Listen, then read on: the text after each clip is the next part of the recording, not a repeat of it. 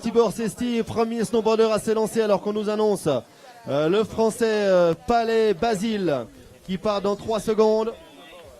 2, 1, go!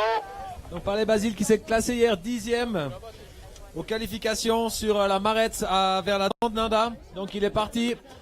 Il commence un run assez rapide. Là, il a l'air vraiment d'avoir envie d'arriver au fond le plus vite possible. Très fluide, très rapide, exposé. Il a l'air de bien maîtriser la technique dans cette partie de nouveau difficile. Neige changeante. On a vu aussi quelques sharks, quelques cailloux cachés sous la neige.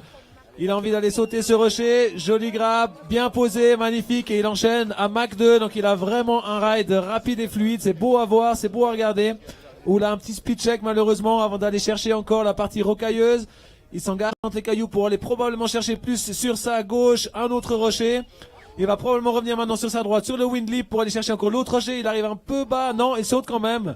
Très beau run jusqu'à présent, très fluide. Ouh, et voilà, encore une faute technique aussi à cause d'un probable caillou sous la neige. C'est vraiment des conditions difficiles aujourd'hui.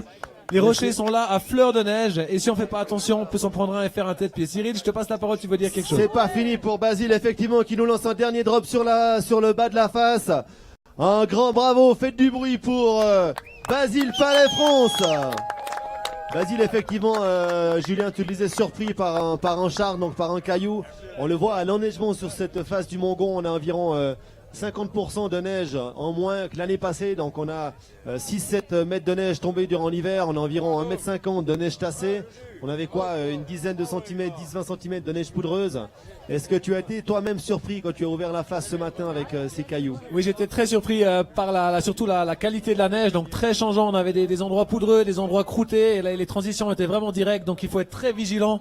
C'est une ride, c'est un style de ride en fait vraiment technique aujourd'hui, donc il faut être vigilant, il faut faire attention à sa ligne, il faut choisir la ligne aussi de manière intelligente, de manière à rechercher les endroits avec la poudreuse. Donc moi je dirais que plutôt dans les couloirs, il faudrait aller pour le riders droite, c'est là où il y a vraiment la meilleure neige.